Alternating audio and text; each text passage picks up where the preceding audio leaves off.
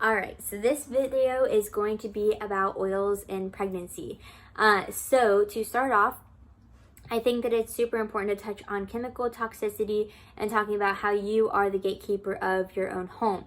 So minimizing the number of chemicals that we have in our house is so important, especially during pregnancy and while you have little ones in the house, because they take on they absorb more chemicals than we do, just because they are so little.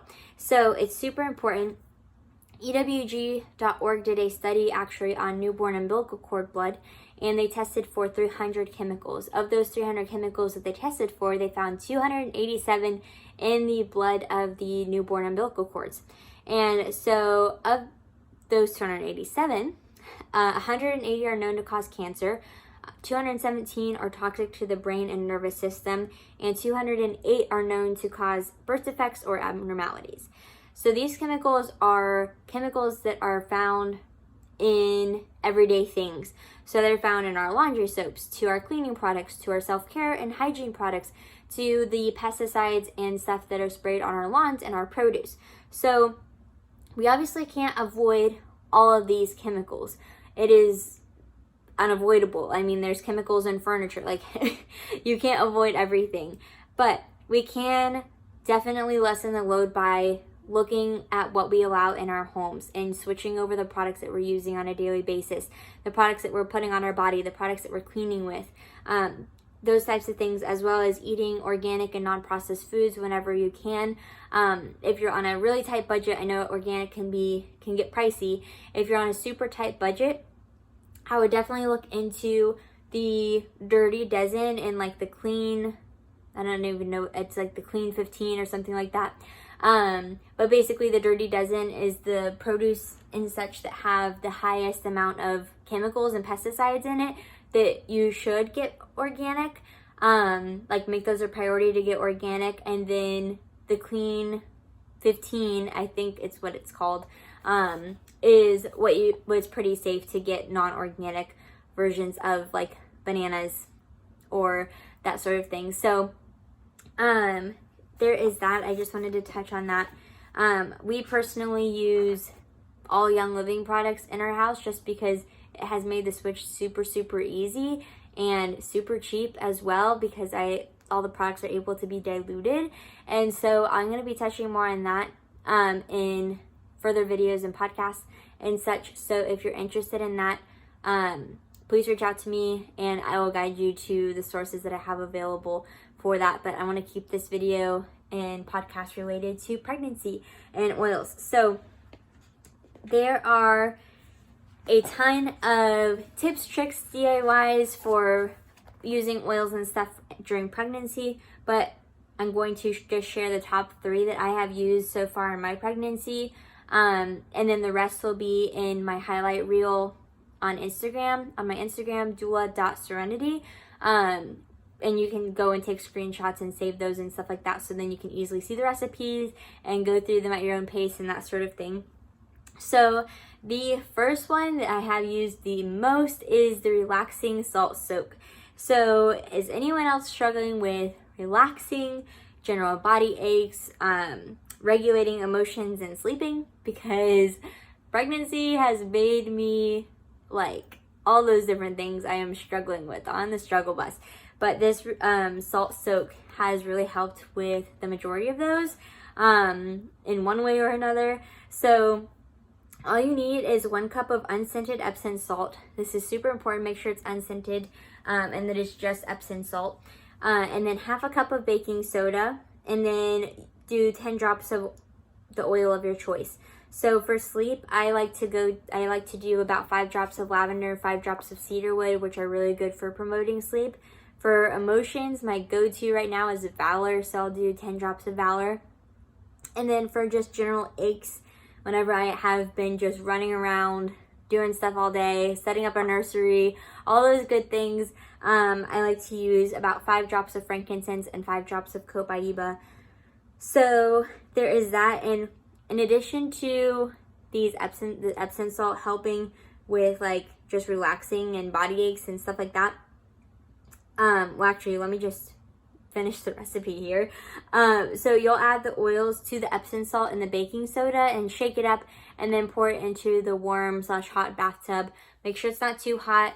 And then you'll soak about 20 minutes or more. Grab a relaxing book, grab a big thing of water, and chug that down while you're in the tub. Listen to worship music, do whatever you need to do to make it relaxing for you.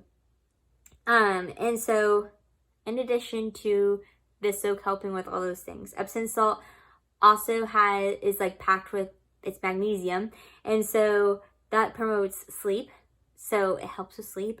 And then it also helps with bowel movements, which is definitely a problem that most people have during pregnancy. And then it also soothes aches. It's recommended for like athletes and stuff like that to use after games and such. So there's that. Next one is energy support. Pregnancy tired is a whole new level of tired, like a whole new category. I'm not even sure how it's going to be like having a newborn and waking up every couple of hours, but I'm already waking up in the middle of the night just to turn over because my body is not used to all this extra weight. So, and then on top of that, you're growing a whole human, so you are definitely tired. So for energy, I've been using several tools. I've been trying to avoid coffee and like high levels of caffeine as much as possible.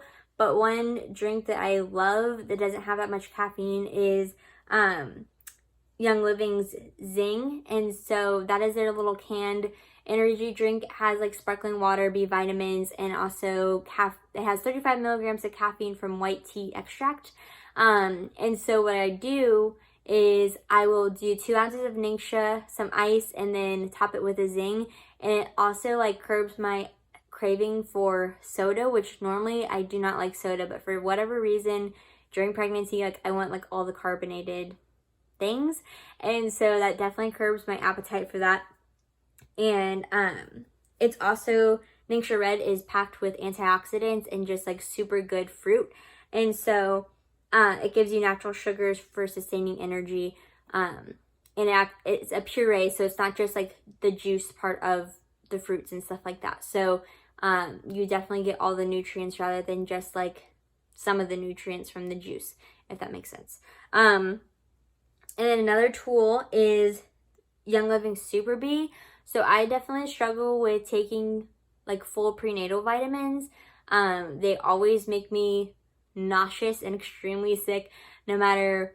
I've tried several different brands. I've tried taking them at all different times of the day, and it is just, I guess, too much for my body. And so I've just been taking a couple of the Young Living supplements that are important, and one of those is Super B, which B vitamins are what they put in energy drinks to give you energy. So taking a B vitamin is going to help boost your energy levels. But it also has folate, magnesium, and calcium in it as well, and zinc. So it's super good for all in one. And then just make sure to stay hydrated and take naps whenever possible. I know that I struggle with taking naps because I feel like there's just so much to get done, so much to do, and no time to take a nap. But I've definitely been encouraging myself to take more naps whenever I can. And it has been super, super nice and helpful. So next is skin support.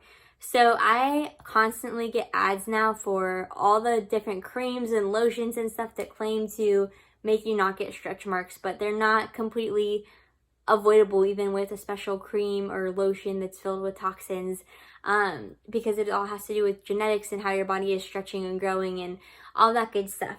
So what I'm actually doing for my growing belly right now is I just use regular plain old organic coconut oil. Take a scoop of that, like a spoonful size, and then add a couple drops of Gentle Baby or lavender, frankincense, whatever I'm kind of in the mood for, and I'll just rub that on my belly, and then the excess just goes on like my arms or my legs and that sort of thing, and it moisturizes my skin and smells so good, and it's also calming, so I like to do it before bed. Just mind you that coconut oil is kind of like an oil that likes to stain like sheets and stuff like that. So just throw on like a pajama shirt that you don't care about after putting it on, so that you don't get like oil stains on your sheets and stuff like that. So there is that. And again, all the other different recipes and stuff like that will be on my Instagram highlight called Oils from Womb to Earth. And my Instagram is doula.serenity.